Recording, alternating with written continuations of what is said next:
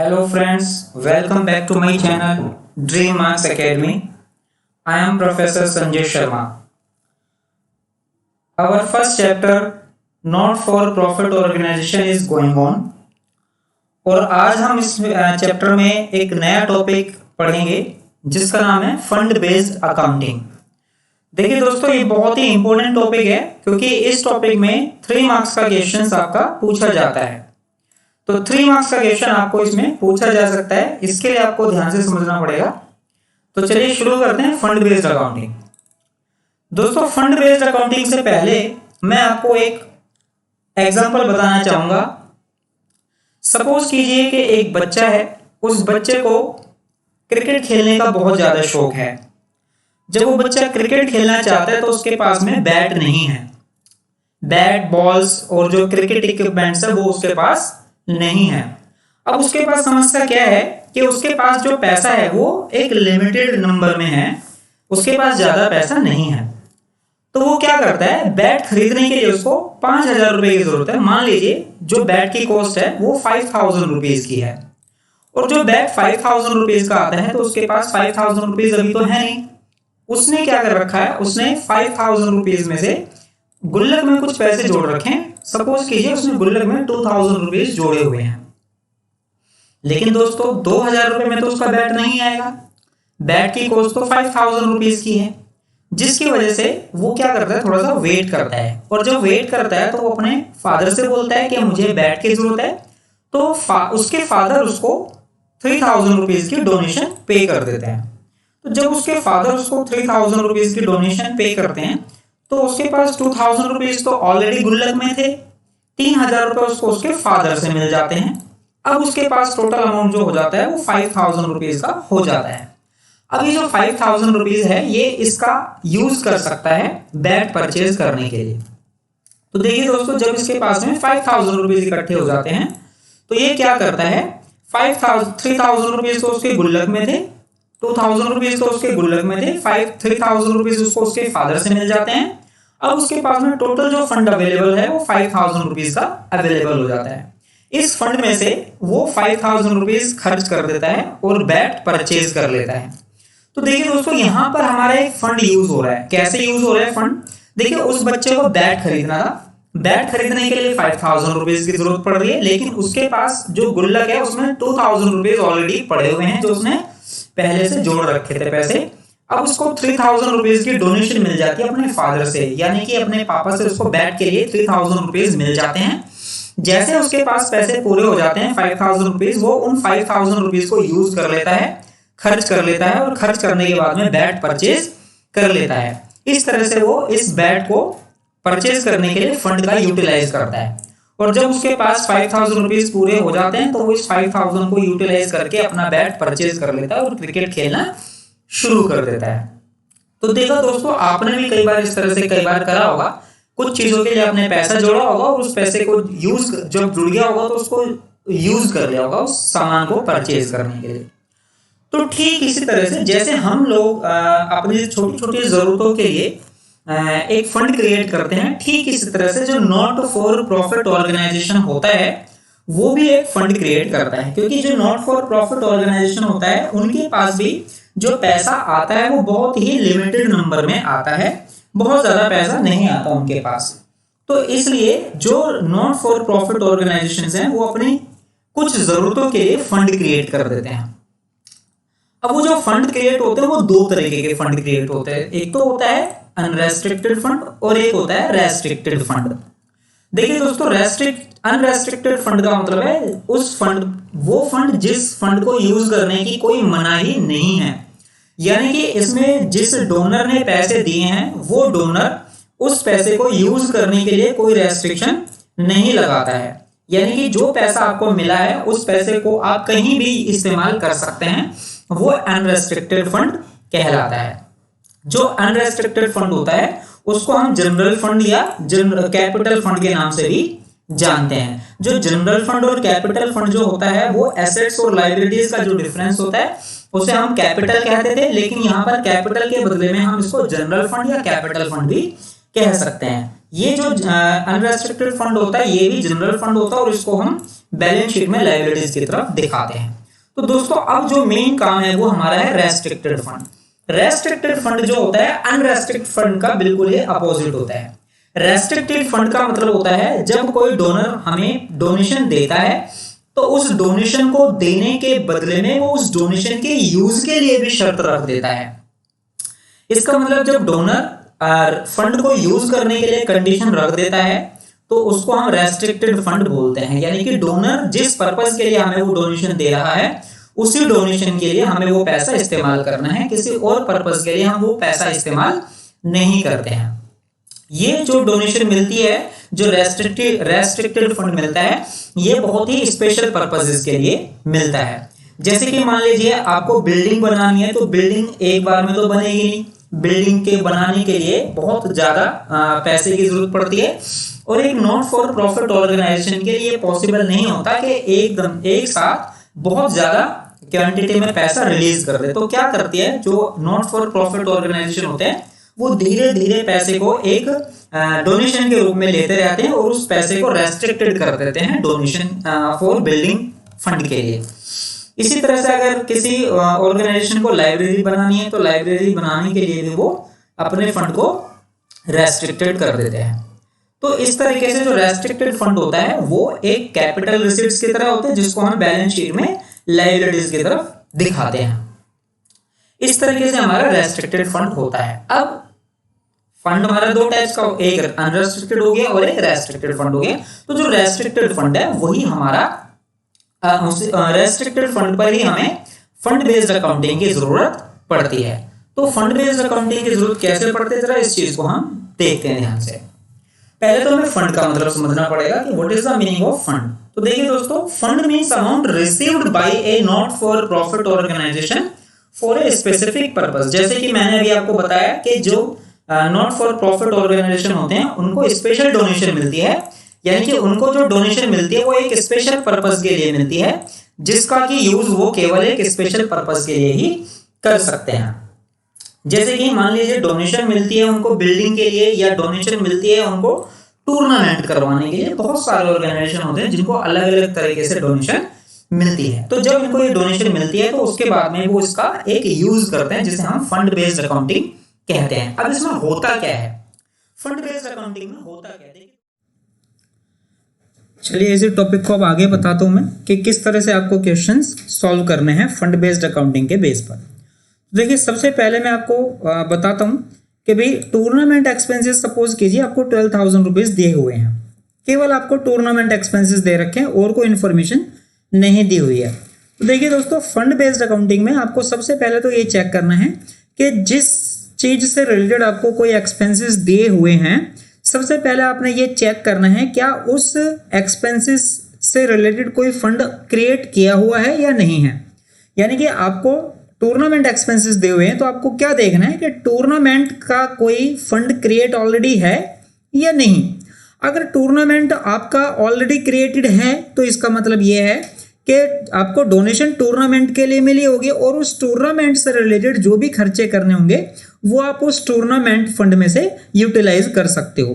तो अगर आपके पास फंड है तब तो आप उस फंड को फंड में से एक्सपेंसेस पे करोगे, और अगर आपके पास कोई फंड नहीं है तो जाहिर सी बात है फिर आपको जो एक्सपेंसेस होंगे वो इनकम एंड एक्सपेंडिचर अकाउंट से ही चार्ज करने पड़ेंगे क्योंकि फंड हमारे पास ऑलरेडी कोई है नहीं।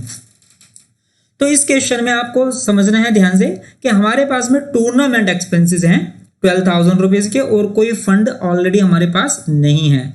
तो इसके लिए हमें क्या करना पड़ेगा, ये जो टूर्नामेंट एक्सपेंसेस है इसको हमें क्या करना पड़ेगा, इनकम एंड एक्सपेंडिचर अकाउंट में एक्सपेंडिचर की तरफ यानी कि डेबिट साइड की तरफ डालना पड़ेगा टूर्नामेंट एक्सपेंसेस 12,000 रुपीज, क्योंकि हमारे पास कोई फंड ऑलरेडी क्रिएट नहीं है, इसलिए हमें इसको केवल और केवल इनकम एंड एक्सपेंडिचर से ही चार्ज करना पड़ेगा। इस बात का आपने ध्यान रखना है। अगर कोई फंड है तो हम उस फंड में से चार्ज करेंगे, अगर कोई फंड नहीं है तो हम उसको नॉर्मल इनकम एंड एक्सपेंडिचर से ही चार्ज करेंगे। लेकिन दोस्तों यहाँ पर क्या होता है कि आपको लिखना भी होता है एग्जाम्स में, क्योंकि आपको मार्क्स लेने होंगे, तो मार्क्स लेने के लिए आपको एक्सप्लेनेशन के साथ में लिखना पड़ेगा। तो एक्सप्लेनेशन में आपने क्या लिखना है जरा एक बार देख लीजिएगा।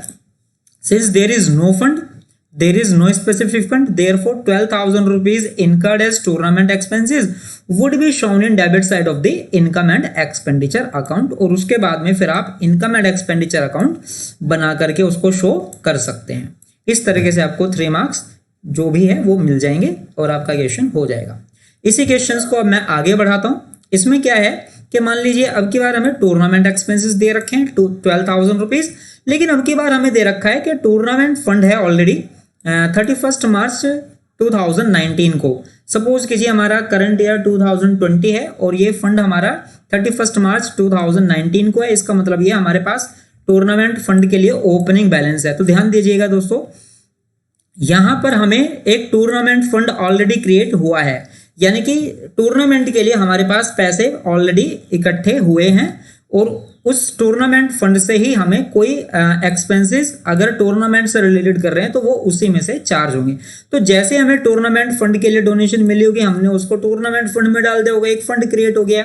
अब उस फंड में से ही हम टूर्नामेंट एक्सपेंसेस सबट्रैक्ट करेंगे, डिडक्ट करेंगे। तो उसको प्रेजेंटेशन कैसे करना है जरा ध्यान से समझिएगा, क्योंकि टूर्नामेंट फंड हमारे पास ऑलरेडी है। अब फंड जो है वो फंड तो लाइबिलिटीज होता है, इस बात को ध्यान से समझना है आपको कि जो फंड होगा वो लाइबिलिटीज होगा, इसलिए बैलेंस शीट बनाएंगे। और जब हम बैलेंस शीट बनाएंगे तो बैलेंस शीट बनाने के लिए हमें एज ऑन 31 मार्च 2020 वाली बैलेंस शीट बनाएंगे। उसमें हम क्या करेंगे, जो टूर्नामेंट फंड हमारे पास ओपनिंग बैलेंस है ऑलरेडी पिछले साल का बैलेंस है 25,000 रुपीज का हमारे पास ओपनिंग बैलेंस है। इस 25,000 रुपीज को हम बैलेंस शीट में दिखा देंगे और हमारे पास टूर्नामेंट एक्सपेंसेस दिए हुए हैं 12,000 रुपीज और इस 12,000 रुपीज को हम टूर्नामेंट फंड में से चार्ज कर लेंगे। तो जैसे ही हम हमारे पास फंड है 25,000 रुपीज का, उसमें से हम टूर्नामेंट फंड एक्सपेंसेस चार्ज करेंगे तो अब हमारे पास जो फंड बचेगा वो 13,000 रुपीज का बचेगा, जो कि बैलेंस शीट में बैलेंस आ जाएगा। इस तरीके से हमें टूर्नामेंट एक्सपेंसेस को और टूर्नामेंट फंड को शो करना है फाइनल अकाउंट्स में। अब नॉर्मली क्या होता है कि इसी क्वेश्चंस को मैं आगे बढ़ाता हूं। बहुत से बच्चे सोचेंगे जब हम क्वेश्चंस करते हैं तो उसमें बच्चों को समस्या क्या आती है, उसमें बच्चों को प्रॉब्लम क्या आती है, what the students face the difficulty. उनको प्रॉब्लम ये आती है कि कई बार क्या होता है कि टूर्नामेंट फंड तो हमारे पास जितना होता है वो होता है, लेकिन हमारे पास जो एक्सपेंसेस होते हैं वो थोड़े से ज्यादा हो जाते हैं। जो एक्सपेंसेस होते हैं वो हमारे पास ज्यादा हो जाते हैं। तो क्या होगा अगर हमारे पास फंड से ज्यादा एक्सपेंसेस होंगे तो हमें क्या करना है। बहुत ही इंपॉर्टेंट क्वेश्चंस होता है ये, एग्जाम्स में कई बार पूछा जा सकता है, तो आपको बहुत ध्यान से समझना पड़ेगा। अगर हमारे पास फंड से ज्यादा एक्सपेंसेस हो जाएंगे तो हमें क्या करना होगा, इस बात को जरा ध्यान से समझिएगा। देखिए इस क्वेश्चन में हमारे पास जो फंड है, पहले से जो फंड है ऑलरेडी वो 25,000 रुपीज का है। टूर्नामेंट फंड है 25,000 रुपीज का फंड है हमारे पास में, लेकिन हमारे पास जो टूर्नामेंट एक्सपेंसेस हो गए, जब हम टूर्नामेंट कराने चले तो हमारे जो एक्सपेंसेस हो गए वो 35,000 रुपीज हो गए। यानी कि फंड हमारे पास है 25,000 रुपीज का और हमारे पास जो एक्सपेंसेस हो गए हैं वो हो गए हैं 35,000 रुपीज के। तो यहां पर आप देख सकते हो फंड हमारा कम है और एक्सपेंसेस हमारे ज्यादा हैं। तो इस केस को आप किस तरह से हैंडल करेंगे। इस केस को करने के लिए सबसे पहले हमें क्या करना है, हम जितना हमारे पास फंड है हम उस फंड तक के बराबर ही एक्सपेंसेस पे कर सकते हैं। ध्यान से समझिएगा इस बात को। अगर हमारे पास एक्सपेंसेस ज्यादा हैं और फंड कम है तो ध्यान रखिएगा, सबसे पहले तो हमारे पास जितना फंड अवेलेबल है पहले हम उस फंड को यूटिलाइज करेंगे। उसके बाद में जो भी हमारा फालतू खर्चा होगा उस एक्सेस एक्सपेंडिचर को हम इनकम एंड एक्सपेंडिचर के थ्रू ही चार्ज कर सकते हैं। तो देखिए दोस्तों क्या करना है आपने इसमें एडजस्टमेंट में, ध्यान से समझिएगा। अब क्योंकि हमारे पास में जो फंड अवेलेबल है वो 25,000 रुपीज का फंड अवेलेबल है, लेकिन हमारे पास जो टूर्नामेंट एक्सपेंसेस हैं वो 35,000 रुपीज के हैं। तो जब हम 25,000 में से 35,000 रुपीज का टूर्नामेंट एक्सपेंसेस यूटिलाइज करना चाहेंगे तो वो हम नहीं कर सकते। क्यों? क्योंकि हमारे पास जो फंड अवेलेबल है बैलेंस शीट में लाइबिलिटीज की तरफ वो 25,000 रुपीज का ही फंड अवेलेबल है। तो सबसे पहले तो जितना फंड अवेलेबल है हम उस फंड को यूटिलाइज कर सकते हैं, बस केवल और केवल। तो यहाँ पर हमारे पास जो फंड अवेलेबल है 25,000 रुपीज का है और खर्चे हमारे पास में 35,000 रुपीज के हैं, तो खर्चे हमारे ज्यादा हैं। अब हम क्या करेंगे, जितना हमारे पास फंड अवेलेबल है उतना ही हम एक्सपेंसेस चार्ज करेंगे केवल। तो हमारे पास जो टूर्नामेंट फंड है 25,000 रुपीज का है, तो हम 35,000 टूर्नामेंट एक्सपेंसेस में से केवल और केवल 25,000 रुपीज ही फंड में से यूटिलाइज कर लेंगे। इस तरह से हमारा सारा का सारा फंड यूटिलाइज हो जाएगा। अब बचा क्या, अब जब हमारे पास एक्सपेंसेस तो टूर्नामेंट से रिलेटेड 35,000 है, लेकिन हमारे पास फंड अवेलेबल है 25,000 रुपीज का, तो अब वो जो 10,000 रुपीज के जो एक्स्ट्रा खर्चे हैं उनका क्या होगा। देखिए दोस्तों, जो हमारे पास एक्सेस एक्सपेंडिचर होगा यानी कि फंड से ज्यादा जो खर्चा होगा, तो जितना फंड अवेलेबल होगा उतना तो हम फंड में से चार्ज कर देंगे बैलेंस शीट में लायबिलिटीज में से, और उसके बाद में जो भी फालतू खर्चा बचेगा, यहाँ पर हमारा 35,000 जो हमारा एक्सपेंसेस था उसमें से 25,000 रुपीज हमने फंड में से एडजस्ट कर लिए, लेकिन उसके बाद जो पैसा बचा हमारा वो बचा है 10,000 रुपीज का। सॉरी यहाँ पर मिस्टेक है थोड़ा सा। तो हमारे पास जो फंड बचा है वो एक्सेस फंड जो बचा है वो 10,000 रुपीज का बचा है। तो ये जो 10,000 रुपीज का अब हमारे पास फंड बचा है, यानी कि जो एक्सेस एक्सपेंडिचर है, इस खर्चे को अब हम इनकम एंड एक्सपेंडिचर अकाउंट के थ्रू ही चार्ज करेंगे। एक बार फिर से देख लीजिए, जितना हमारे पास फंड अवेलेबल होगा उतना ही हम एक्सपेंसेस बैलेंस शीट में उस फंड में से चार्ज कर सकते हैं। उसके अलावा जो भी हमारा एक्सपेंसेस होगा उसको हम इनकम एंड एक्सपेंडिचर में से ही चार्ज करेंगे, एक्सपेंडिचर में डाल करके टूर्नामेंट एक्सपेंसेस के नाम से या जो भी एक्सपेंसेस होगा उसमें से डाल देंगे, और इस तरह से आप उस क्वेश्चंस को कर सकते हैं। चलिए बच्चों, अब एक अगले क्वेश्चंस पर चलते हैं। नॉर्मली फंड बेस्ड अकाउंटिंग में क्या होता है कि जो भी स्पेशल पर्पस के लिए हमें डोनेशन मिलती है, हम उस डोनेशन का इस्तेमाल केवल उस स्पेशल पर्पस के लिए ही करते हैं जिस पर्पस के लिए वो डोनेशन मिलती है। जैसे कि दोस्तों मान लीजिए हमें बिल्डिंग के लिए डोनेशन मिलती है, तो हम क्या करते हैं, उस डोनेशन को बिल्डिंग फंड में ट्रांसफर कर देते हैं। अब बिल्डिंग फंड तो ट्रांसफर हो गया, हमारा बिल्डिंग फंड तो क्रिएट हो गया, लेकिन बिल्डिंग बनेगी, मान लीजिए 10 साल के बाद बिल्डिंग बननी है और पैसा हम आज ही जोड़ना शुरू कर रहे हैं, तो 10 साल तक अगर हम उस पैसे को अनयूटिलाइज करेंगे तो वो उस फंड का कोई यूज नहीं होगा हमारे पास।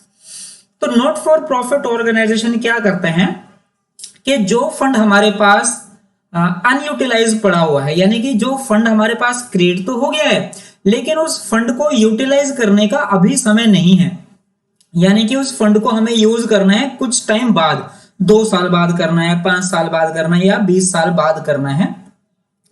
तो इस केस के लिए क्या होता है कि जो हमारा फंड है वो अनयूटिलाइज्ड रहता है। इसके लिए नॉट फॉर प्रॉफिट ऑर्गेनाइजेशन क्या करते हैं कि जो हमारा फंड होता है उस फंड को इन्वेस्ट कर दिया जाता है ताकि उस पर कुछ इंटरेस्ट मिलता रहे। तो जब कोई नॉट फॉर प्रॉफिट ऑर्गेनाइजेशन किसी फंड को इन्वेस्ट करता है तो उस फंड को इन्वेस्ट करने से कुछ इंटरेस्ट भी रिसीव होना शुरू हो जाता है, और वो जो इंटरेस्ट होता है वो इसलिए रिसीव होता है ताकि हमारा जो फंड है वो हमारा इंक्रीज होता रहे, क्योंकि डोनेशन तो हमें एक लिमिटेड टाइम के लिए ही मिलती है, लेकिन हम उस फंड को जब इन्वेस्ट कर देते हैं तो इन्वेस्ट करने से उस पर जो इंटरेस्ट मिलना शुरू होता है या उस फंड पर जो इनकम मिलनी शुरू होती है वो इनकम धीरे धीरे हमारे फंड को इंक्रीज करती रहती है। इसलिए अब हम उस केसेस को देखेंगे जिसमें हमने फंड को इन्वेस्ट कर दिया और उस फंड पर हमें कुछ इनकम रिसीव हो रही है। तो देखिए इस केस में मैं आपको बता रहा हूं कि जब हमारे पास कोई फंड ऑलरेडी पड़ा हुआ है और उस फंड को जब हम इन्वेस्ट करते हैं और उस इन्वेस्टमेंट पर हमें कुछ इंटरेस्ट रिसीव होता है, तब हमें उसका क्या ट्रीटमेंट करना है। 3 मार्क्स का ये क्वेश्चन आपके एग्जाम्स में आ सकता है, आप ध्यान से समझिएगा। इस क्वेश्चन में दिया हुआ है हमें टूर्नामेंट फंड जो था वो ओपनिंग बैलेंसेस है हमारे पास में 25,000 रुपीज का। उसके बाद में जो हमें डोनेशन मिली ड्यूरिंग द ईयर 2019-20, यानी कि साल के दौरान ड्यूरिंग द ईयर हमें 10,000 रुपीज टूर्नामेंट फंड के लिए डोनेशन मिल गई। जब टूर्नामेंट के लिए हमें डोनेशन मिल गई है उसके बाद में हमने क्या करा, जो हमारे पास टूर्नामेंट फंड अवेलेबल था ओपनिंग में, उस टूर्नामेंट फंड को हमने क्या कर दिया, इन्वेस्ट कर दिया। जो फंड हमारे पास अवेलेबल था टूर्नामेंट का, उस टूर्नामेंट को हमने इन्वेस्ट कर दिया। जब इन्वेस्ट कर दिया तो वो हमारा 10% टूर्नामेंट फंड इन्वेस्टमेंट में हमने कन्वर्ट कर दिया, यानी कि जो हमारा फंड था उसको हमने अब एसेट्स में ट्रांसफर कर दिया। टूर्नामेंट फंड हमारे लिए एक लायबिलिटीज होती है, अब हमने उस लायबिलिटीज को इन्वेस्टमेंट में ट्रांसफर कर दिया।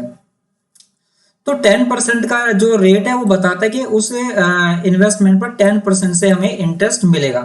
और जो फंड हमारे पास था हमने उसको इन्वेस्ट कर दिया है। इन्वेस्ट करने के बाद में अब हमें इंटरेस्ट मिला है 10% के हिसाब से टूर्नामेंट फंड इन्वेस्टमेंट पर। तो ध्यान दीजिएगा 10% का रेट है। टूर्नामेंट फंड हमारा 25,000 रुपीज का है। अगर हमें 25,000 रुपीज पर 10% से इंटरेस्ट मिलेगा तो वो 2,500 रुपीज होता है, और जो हमें इंटरेस्ट है वो 2,500 रुपीज दिया हुआ है।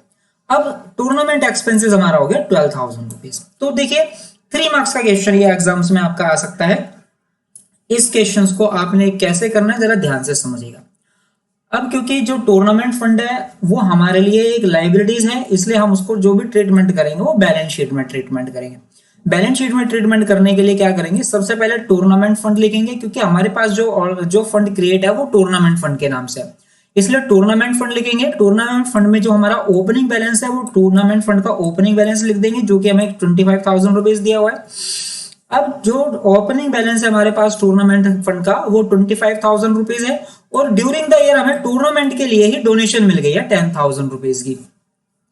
इसलिए जो डोनेशन हमें टूर्नामेंट के लिए मिली है यानी कि स्पेशल पर्पस के लिए, तो वो डोनेशन हम उसी फंड में ऐड कर देंगे जिस पर्पस के लिए वो हमें मिली है। क्योंकि डोनेशन हमें टूर्नामेंट के लिए मिली है, इसलिए हम उस डोनेशन को टूर्नामेंट फंड में ही ऐड कर देंगे। अब इस तरह से हमारे पास जो टोटल टूर्नामेंट का जो फंड हो जाता है वो 35,000 रुपीज का हो जाता है।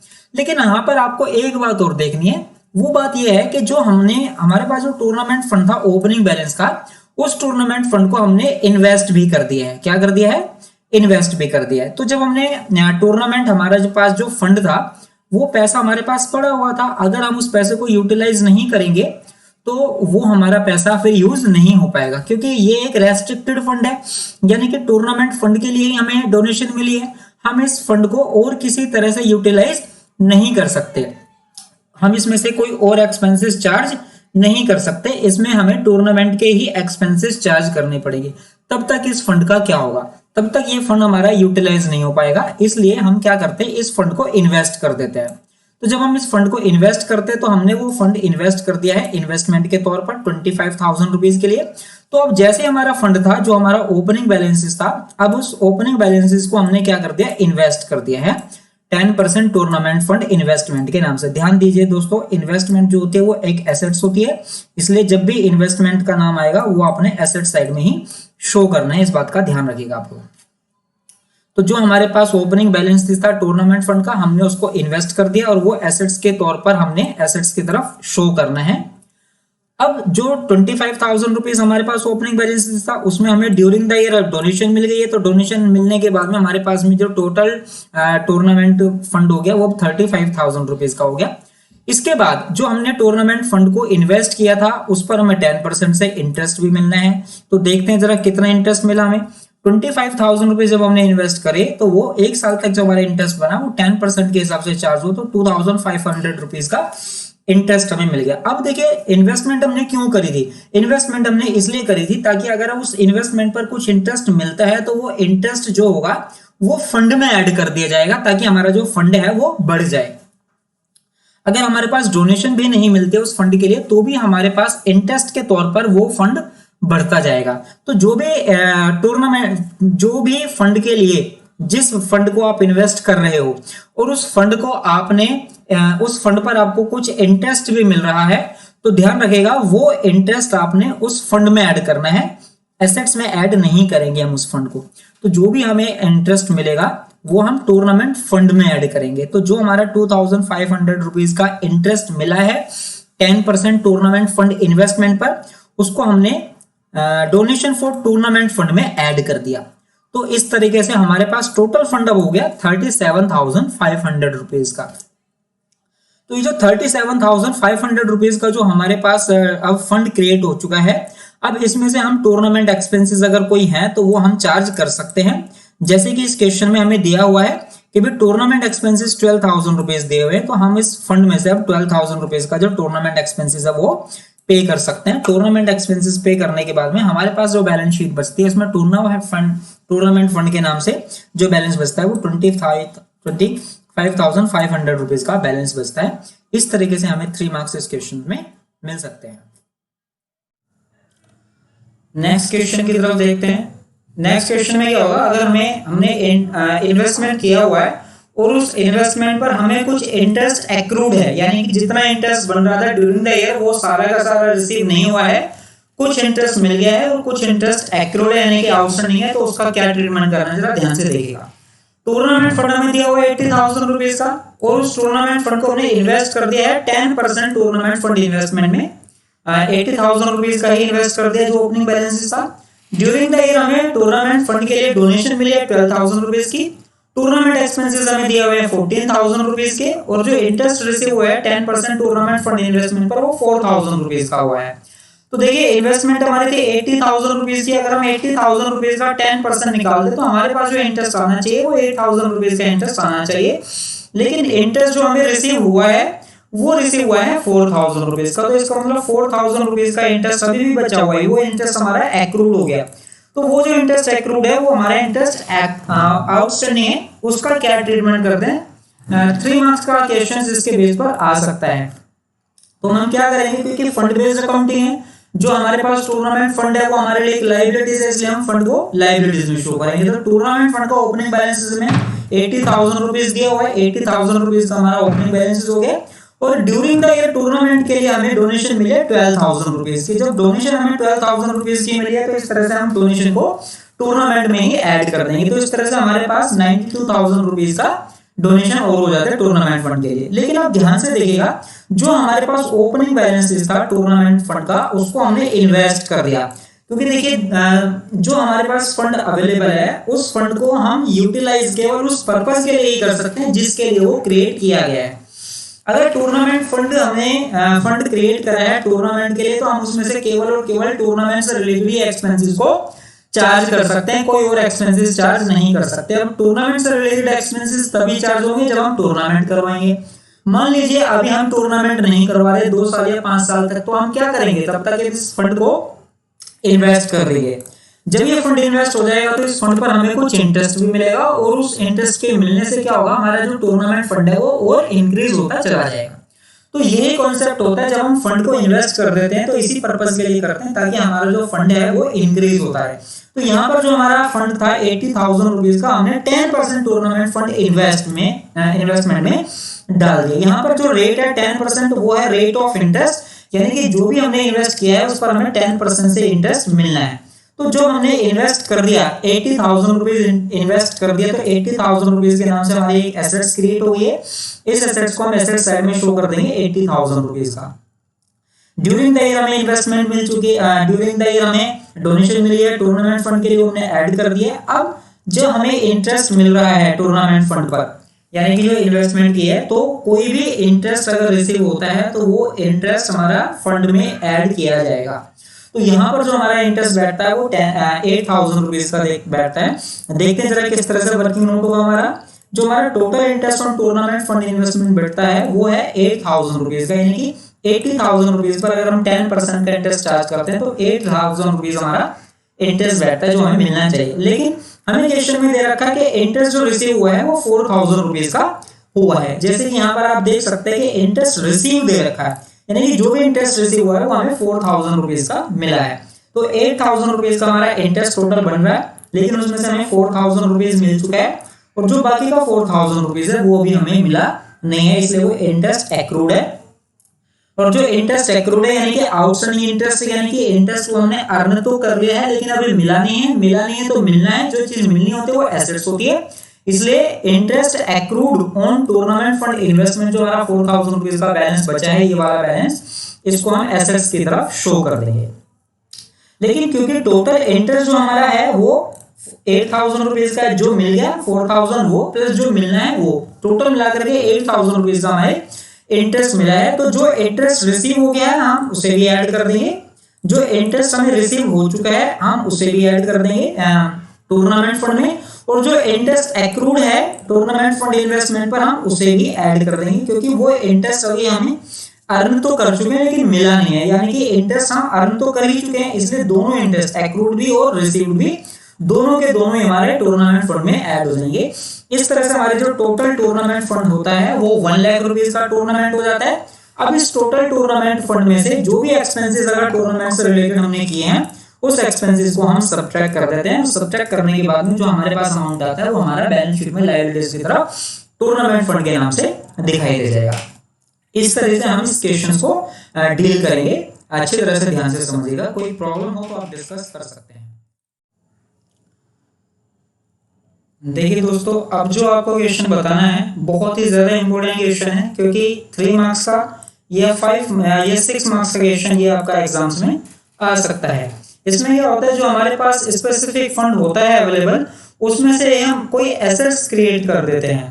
नॉर्मली क्या होता है, जो हमारे पास स्पेसिफिक फंड होता है या स्पेशल फंड होता है, जिस फंड के लिए डोनेशन मिलती है, उसमें से अब की बार हम फिक्स एसेट्स क्रिएट कर देते हैं। तो जब इस टाइप के क्वेश्चंस होंगे तो हमें क्या करना होगा, जरा ध्यान से देखिएगा।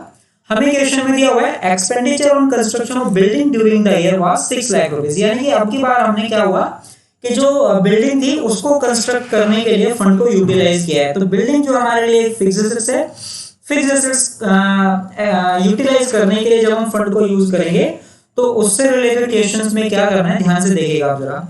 कंस्ट्रक्शन वर्क इन प्रोग्रेस, यानी कि जो बिल्डिंग हमने बनाई है 6 लाख रुपीस की, वो अभी बन करके तैयार नहीं हुई है, अभी वो building construction during the year है। बिल्डिंग फंड हमारे पास दिया हुआ है 8 लाख रुपीस का बिल्डिंग फंड हमारे पास ओपनिंग में है। Donation for building during the year receive हुई है हमें 10 लाख रुपीस की, 10 लाख रुपए की बिल्डिंग हमें डोनेशन के लिए डोनेशन फॉर बिल्डिंग रिसीव हुई है ड्यूरिंग द ईयर। और कैपिटल फंड हमें 20 लाख रुपीस का दिया हुआ है। जब भी हमें किसी स्पेसिफिक फंड में से कोई फिक्स एसेट्स क्रिएट करनी होती है, उसके लिए हमें कैपिटल फंड का यूटिलाइज करना होता है। कैसे यूज होता है वो जरा ध्यान से देखिएगा। अब क्योंकि हमें स्पेसिफिक फंड से रिलेटेड क्वेश्चन दिया हुआ है, तो जाहिर सी है हमें बैलेंस शीट में ही यूटिलाइज करना पड़ेगा। सबसे पहले बैलेंस शीट में आप बिल्डिंग फंड के नाम से देखिएगा कि जो हमें बिल्डिंग फंड दिया हुआ है उससे रिलेटेड हम सबसे पहले एडजस्टमेंट करेंगे। क्वेश्चन में आपको दिखाई दे रहा है कि बिल्डिंग फंड हमारा ओपनिंग बैलेंस 8 लाख रुपीस का है, तो सबसे पहले हम बिल्डिंग फंड को ओपनिंग बैलेंसेस के नाम से 8 लाख रुपीस यहां दिखाएंगे। 8 लाख रुपीस दिखाने के बाद में जो डोनेशन हमें ड्यूरिंग द ईयर रिसीव हुई है बिल्डिंग के लिए 10 लाख रुपीस की, उसको बिल्डिंग डोनेशन में हमें डोनेशन फॉर बिल्डिंग में ऐड कर देंगे। तो जो बिल्डिंग फंड हमारे पास अवेलेबल था 8 लाख रुपीस का, उसमें हमें 10 लाख रुपीस की डोनेशन और रिसीव हो गई है। तो हमने टोटल डोनेशन जब हमारे बिल्डिंग के लिए आ गई वो 18 लाख रुपीस की डोनेशन आ गई है। अब क्या करते हैं कि अब ये जो डोनेशन हमारे पास है, इस डोनेशन को हम यूटिलाइज कर रहे हैं बिल्डिंग बनाने के लिए, क्योंकि ये जो डोनेशन मिली है हमें बिल्डिंग को बनाने के लिए ही मिली है, इसलिए हमने इसको बिल्डिंग फंड के नाम से डाल दिया। अब हमें क्वेश्चन में कहा है कि हमने 6 लाख रुपीस का बिल्डिंग बनाने में, बिल्डिंग को कंस्ट्रक्ट करने में उस फंड को यूटिलाइज कर लिया। तो देखिए बहुत ही ज्यादा इंपॉर्टेंट एडजस्टमेंट है जो आपको समझना है। अब जब हम किसी फंड का यूटिलाइज किसी फिक्स एसेट्स को क्रिएट करने में लगाते हैं, यूटिलाइज करते हैं, तो उसमें क्या करना है ध्यान से देखिएगा।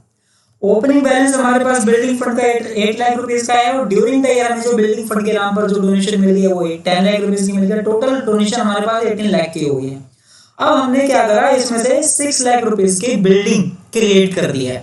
तो जो 6 लाख रुपीस की बिल्डिंग हमने क्रिएट कर दी, सबसे पहले हमने क्या करना है, लेस करेंगे ट्रांसफर टू कैपिटल फंड, यानी जो बिल्डिंग बनाने के लिए हमने जो पैसा यूटिलाइज किया है, सबसे पहले हम उस पैसे को ट्रांसफर करेंगे बिल्डिंग फंड में से, और कहां यूटिलाइज करेंगे उसको, कहां ऐड करेंगे, कैपिटल फंड में हमें उसको ऐड करना है। एक बार मैं आपको फिर से बता देता हूं। जब भी हमें कहा गया होगा कि भाई हमने मान लीजिए बिल्डिंग फंड जो था उसमें से हमने इतने रुपए की बिल्डिंग कंस्ट्रक्ट करवा ली है, या बिल्डिंग अभी इतने रुपए की कंस्ट्रक्ट हो रही है, तो यहाँ पर हमें क्वेश्चन में दिया हुआ है कि 6 लाख रुपीस की हमने बिल्डिंग अभी कंस्ट्रक्ट करवाई है जो कि अभी चल रही है। तो हम क्या करेंगे, 6 लाख रुपीस के नाम से तो एक बिल्डिंग क्रिएट कर देंगे एसेट्स में, क्योंकि 6 लाख रुपीस की हमारी बिल्डिंग भी क्रिएट हो गई है। तो एक तो एसेट्स में हमें 6 लाख रुपीस बिल्डिंग के नाम से दिखा देंगे, और उसको लिख देंगे वर्क इन प्रोग्रेस, क्योंकि बिल्डिंग वो भी बनकर अभी तैयार नहीं हुई है, बिल्डिंग अभी बन रही है। जो 6 लाख रुपीस की हमने बिल्डिंग कंस्ट्रक्ट करवाई है, सबसे पहले हमने बिल्डिंग फंड में से वो 6 लाख रुपीस को ट्रांसफर करना है, यानी कि बिल्डिंग फंड में से हमें 6 लाख रुपीस माइनस करने हैं और ट्रांसफर कर देंगे उसको कैपिटल फंड में। कहां पर ऐड करना है, हमने उसको कैपिटल फंड में ऐड करना है। तो ये हमारा एक रूल होता है, जब भी हम किसी फंड में से कोई फिक्स एसेट्स क्रिएट करते हैं, तो सबसे पहले जितने की हमने फिक्स एसेट्स क्रिएट की है उतना अमाउंट हम उस फंड में से माइनस कर देते हैं, और उस अमाउंट को हम एक कैपिटल फंड में ऐड कर देते हैं, क्योंकि यहीं से वो पैसा यूटिलाइज होगा उस बिल्डिंग को बनाने के लिए। तो जो पैसा हमने बिल्डिंग फंड में से ट्रांसफर किया उसको हमने कैपिटल फंड में ऐड कर दिया। अब हमारे पास में अगर कैपिटल फंड का बैलेंस अवेलेबल है तो अच्छी बात है, अगर कैपिटल फंड का बैलेंस अवेलेबल नहीं है तो कोई बात नहीं, हम कैपिटल फंड का ओपनिंग बैलेंस नहीं लिखेंगे। लेकिन जो हमने कैपिटल फंड में से जो ट्रांसफर किया एसेट्स को क्रिएट करने में 6 लाख रुपीस, उसको हमें ऐड करना है कैपिटल फंड में, और ऐड करके लिख देंगे ट्रांसफर फ्रॉम बिल्डिंग फंड, और बिल्डिंग फंड में से लिख देंगे less transfer to capital fund. ये आपको लिखना है। तो जितना आपने एसेट्स क्रिएट करनी है, जितने की आपकी एसेट्स कंस्ट्रक्ट हो रही है, उतना अमाउंट आपने उस स्पेसिफिक फंड से माइनस करना है, और उस फंड को सबसे पहले आपने कैपिटल फंड में ऐड करना है। उसके बाद में उतना ही अमाउंट के बराबर आपने एक एसेट्स क्रिएट कर देनी है जो कि बैलेंस शीट में जाएगी। इस तरीके से आपने इस क्वेश्चन को हैंडल करना है। तो यहाँ पर हमारे पास में जो हमने कैपिटल जो हमने बिल्डिंग फंड में से जो अमाउंट ट्रांसफर किया 6 लाख रुपीस का, उसको हमने कैपिटल फंड में ऐड कर दिया। कैपिटल फंड हमारे पास ऑलरेडी जो ओपनिंग बैलेंस था वो हमारे पास में 20 लाख रुपीस का था। 20 लाख रुपीस में जो हमने कैपिटल फंड में जो अमाउंट ट्रांसफर करा था बिल्डिंग फंड से, वो हमारा 6 लाख रुपीस का था। 6 लाख रुपीस हमारे पास यहाँ पर ऐड हो गए, तो हमारे पास टोटल जो कैपिटल फंड है वो 26 लाख रुपीस का हो गया, जिसे हम बैलेंस शीट में लायबिलिटीज की तरफ इस तरफ दिखा देंगे। अब हमारे पास बचा building fund. Building fund 8 lakh rupees का था। 10 लाख रुपीस की हमें डोनेशन मिल गई है। 18 लाख की हमारे पास टोटल डोनेशन हो गई बिल्डिंग के नाम की। अब उस बिल्डिंग फंड में से हमने क्या करा, जो बिल्डिंग कंस्ट्रक्ट करी है वो हमने ट्रांसफर कर दिया है कैपिटल फंड में अमाउंट, और उतना ही अमाउंट हमने एक एसेट्स में क्रिएट कर दिया था। इस तरह से बिल्डिंग फंड में से 6 लाख रुपीस का अमाउंट चला गया। अब बिल्डिंग फंड में हमारे पास 12 लाख रुपीस का बैलेंस बचा है, जिसे हम बैलेंस शीट में लायबिलिटीज की तरफ शो कर देंगे। इस तरह से आपके 3 मार्क्स का या 6 मार्क्स का क्वेश्चन कंप्लीट